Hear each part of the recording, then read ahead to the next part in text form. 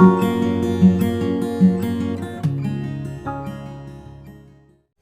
Friends, मैं अरुण कुमार, आपका अपने यूट्यूब चैनल होम ट्यूशन में स्वागत है। देखिए फ्रेंड्स, हमने आपको क्लास 8 का फर्स्ट चैप्टर कंप्लीट करा दिया है। आज हम आपको इसका सेकंड चैप्टर कराएंगे। देखिए, हमने आपको सेकंड चैप्टर स्टार्ट कर दिया है। कौन सा चैप्टर स्टार्ट कर दिया है? सेकंड चैप्टर स्टार्ट कर दिया है। चैप्टर का नाम क्या है? देखिए, आप लिखा हुआ देख सकते हैं। चैप्टर का नाम है वर्गमूल। क्या है? चैप्टर का नाम है वर्गमूल। देखिए, अब बात आती है कि वर्गमूल किसे कहते हैं। देखिए, मैं आपको बताता हूं कि वर्गमूल किसे कहेंगे। देखिए, हमारे पास अगर कोई भी एक नंबर है, कोई भी नंबर ले लो, ए टू जेड कोई भी नंबर ले लो, यानी कि 2 है। अगर हम 2 के 2 में मल्टीप्लाई करेंगे तो ये क्या आएगा? 4 आएगा। और इस 4 को क्या बोला जाता है? वर्ग बोला जाता है। यानी कि इस 2 का वर्ग क्या होगा? 2 का वर्ग क्या होगा? 4 होगा। इस 2 की मल्टीप्लाई 2 है, इसकी पावर 1 है, इसकी पावर 1 है, तो हम लिख सकते हैं 2 की पावर 2, और इसका आंसर क्या होगा? 4। 2 की पावर 2 का वर्ग, इसको क्या बोला जाता है? घात बोली जाती है। इसको क्या बोला जाता है? 2 की पावर 2 है तो क्या बोली जाती है? इसको घात बोली जाती है। जब ये घात है, इस घात को क्या बोला जा सकता है? 2 की घात 2, 2 की घात 2। या इसका दूसरा नाम इसका होता है, इसको बोला जाता है 2 का वर्ग। 2 का वर्ग भी बोला जा सकता है इसको। अगर 2 की पावर 2 है, यानी कि 2 की घात 2 है, तो इसको क्या बोला जा सकता है? 2 की घात 2 बोला जाएगा। या इसको बोला जा सकता है 2 का वर्ग। 2 का वर्ग। अब देखिए, 2 का वर्ग क्या होगा? 2 का वर्ग होगा 4। 2 का वर्ग क्या होगा? 4। अब मैं आपसे पूछ लूं कि 4 का वर्गमूल क्या होगा? 4 का वर्गमूल, तो 4 का वर्गमूल होगा आपका 2। वर्गमूल आपका 2 क्यों होगा? क्योंकि जो हमारे पास 4 आया है, ये 4 आया है, इस 2 की 2 में मल्टीप्लाई करने के बाद तो 4 आया है। यहां पर 2 की 2 में मल्टीप्लाई करने के बाद 4 आया है, तो इसका 4 का जो वर्गमूल होगा वो 2 होगा। क्यों होगा? क्योंकि ये 2 के आधार पर चढ़ा हुआ है, यानी कि 2 के आधार से बना है 4। किसके आधार से बना है? 2 के आधार से बना है 4। समझ आएगा? अब देखिए, हमारे पास है 3 × 3, ये कितना हो जाएगा? 9।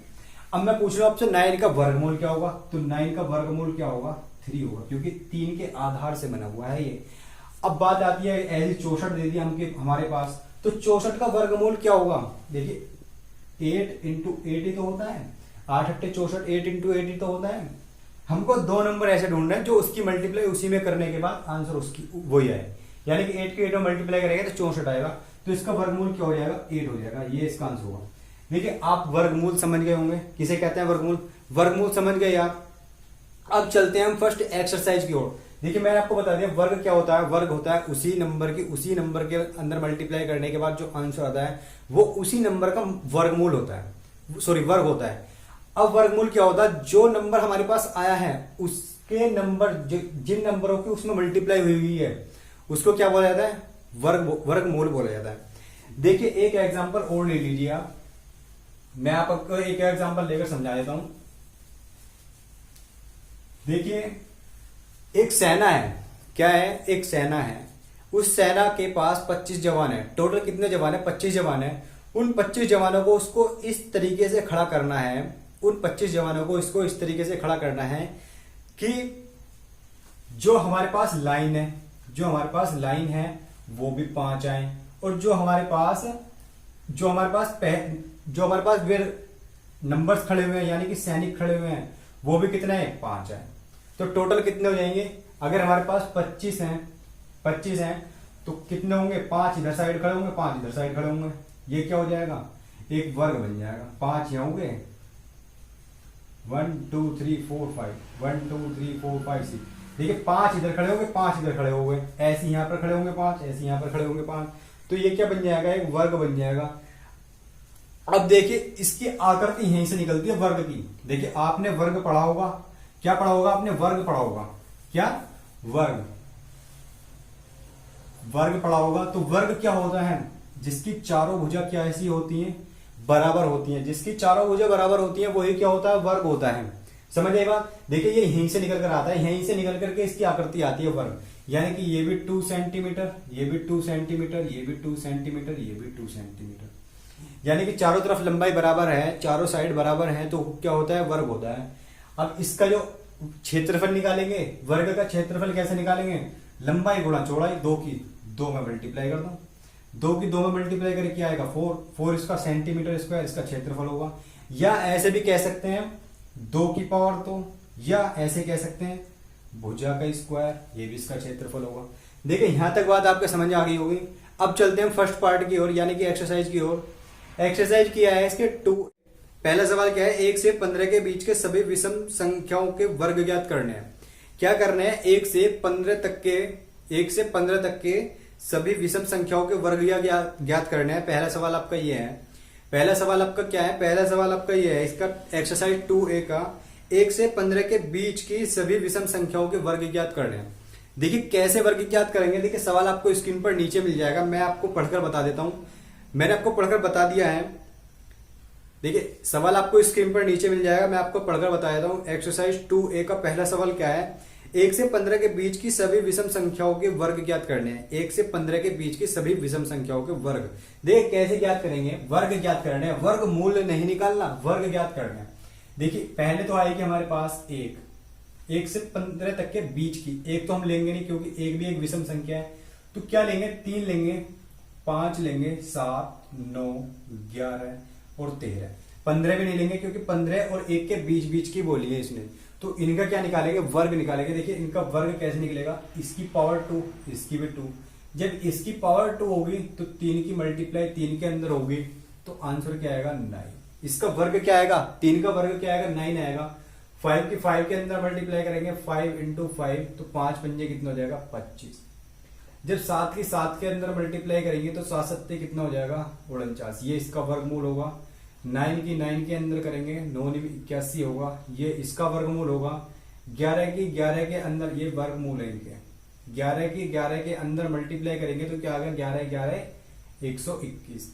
13 के स्क्वायर निकालेंगे तो 13 की 13 में मल्टीप्लाई करेंगे तो कितना आएगा 169। ये पार्ट आपका कंप्लीट है। इन सभी के हमने क्या निकाल दिए हैं, वर्ग निकाल दिए हैं सभी विषम संख्याओं के। विषम संख्या क्या होती है, देखिए विषम संख्या किसी को नहीं पता होगा कि विषम संख्या किसे कहते हैं, तो मैं आपको बताता हूँ विषम संख्या किसे कहते हैं। देखिए विषम संख्या वे सभी संख्याएं होती है जो 2 से ना कटे, जो 2 से ना कटे, वो सभी विषम संख्या होती है। देखिए ये 2 से कटेगी नहीं, ये भी नहीं कटेगी, ये भी नहीं कटेगी, ये भी नहीं, ये भी नहीं, ये भी नहीं। तो सभी विषम संख्या क्या होती है जो 2 से ना कटे और अपने आप से ही कटे, वे क्या होती है विषम संख्या होती है। अब आप कहेंगे कि एक तो विषम संख्या नहीं है, तो एक प्रॉपर्टी मैंने आपको बताइए कि वे सभी संख्याएं जो 2 से ना कटे और अपने आप से कटे, अपने आप से कटे। 1 जो है 1 2 से नहीं कट रही लेकिन अपने आप से तो कट रही है, तो वो 1 भी क्या है, 1 भी एक विषम संख्या है। ये ध्यान रखना, पेपर के अंदर सवाल आता है 1 एक विषम संख्या है, 1 एक विषम संख्या है, ध्यान रखना इस बात को। ये पार्ट आपका कंप्लीट है। क्या है सेकंड पार्ट है आपका निम्नांकित के मान ज्ञात कीजिए। क्या करना है, निम्नांकित के मान ज्ञात करना है। इसके अंदर 4 पार्ट दिए हुए हैं। कितने पार्ट है इसके, 4 पार्ट हैं। 4 में से 2 पार्ट हम आपको कराएंगे, 2 पार्ट आप खुद करेंगे क्योंकि ये आपके लिए होमवर्क है। 2 पार्ट आपको खुद करना है। देखिए इसका फर्स्ट पार्ट क्या है, 56 का स्क्वायर निकालना है और 82 का स्क्वायर निकालना है। तो क्या निकालना है, इनका वर्ग निकालना है। तो 56 इंटू 56 निकाल लो, वर्ग पावर तो 2 ही है ना, मल्टीप्लाई कर लो। 56 के 56 में मल्टीप्लाई करो, 56 और 56, 6 6 36 हाथ से लगे 3, 6 पंजे 30 और 3 33, 5 6 30 हाथ से लगे 3, 5 पंजे 25 और 3 28, 6 3 8 और 3 11, 1 2 और 1 कितना होगा 3, तो ये कितना होगा 31 36, 31 36। ये क्या होगा, इसका आंसर होगा, यही क्या होगा, इसका वर्ग होगा, ये इसका आंसर होगा। फर्स्ट पार्ट देखिए आपका पूरा हो गया, फर्स्ट पार्ट कंप्लीट है। अब चलते हैं सेकंड पार्ट की ओर। सेकंड पार्ट है इसका 82 इंटू 82, इसकी मल्टीप्लाई कर लो, 82 की 82 में मल्टीप्लाई कर लो, करेंगे। देखिए 2 दूनी 4, 2 अट्ठे 16, 8 दूनी 16, 8 अट्ठे 64 और 1 65, ठीक है। 4 6 और 6 12 का 2 हासिल 1, 5 और 1 6 और 1 7 और 6 का 6, तो कितना होगा ये 67 24 होगा। कितना होगा 67 24 होगा। देखिए ये पार्ट भी आपका कंप्लीट है। देखिए थर्ड और फोर्थ पार्ट आप खुद करेंगे, ये आपके लिए होमवर्क है क्योंकि आप जितनी प्रैक्टिस करेंगे इसके लिए आपको उतना ही फायदा मिलेगा। अब चलते हैं हम थर्ड पार्ट की ओर। थर्ड पार्ट है इसका थर्ड सवाल है आपका, निम्नांकित परिमेय संख्याओं के वर्ग ज्ञात कीजिए। इसके अंदर टोटल 6 पार्ट दिए हुए हैं। कितने पार्ट है इसके, 6 पार्ट है। 6 पार्ट में से 3 पार्ट हम आपको कराएंगे, 3 पार्ट आप खुद करेंगे। ये भी आपके लिए होमवर्क है। जब हम आपको 3 पार्ट समझा देंगे तो 3 पार्ट तो आप खुद कर ही सकते हैं। देखिए फर्स्ट पार्ट क्या है इसका, -5 का क्या निकालना है, वर्ग निकालना है। 13/17 का वर्ग निकालना है। -6/7 का क्या निकालना है, वर्ग निकालना है। देखिए इनका वर्ग कैसे निकालेंगे, इसका स्क्वायर कर देंगे यानी कि वर्ग कर देंगे, तो -5 की मल्टीप्लाई होगी -5 के अंदर, तो क्या आएगा आंसर, क्या आएगा, माइनस की माइनस से मल्टीप्लाई होगी तो आंसर क्या आएगा, प्लस का आंसर आएगा। 5 की 5 के अंदर मल्टीप्लाई करेंगे तो ये कितना आएगा, 25। ये इसका आंसर होगा। ये क्या होगा, इसका वर्ग क्या होगा, -5 का वर्ग क्या होगा, प्लस का 25 होगा। अब देखिए इसका वर्ग निकालेंगे तो वर्ग निकाल लो, 13 का स्क्वायर है तो 13 गुणा 13, ऊपर 13 की मल्टीप्लाई 13 के अंदर होगी और यहाँ नीचे की मल्टीप्लाई 17 के अंदर, 17 की मल्टीप्लाई 17 के अंदर होगी।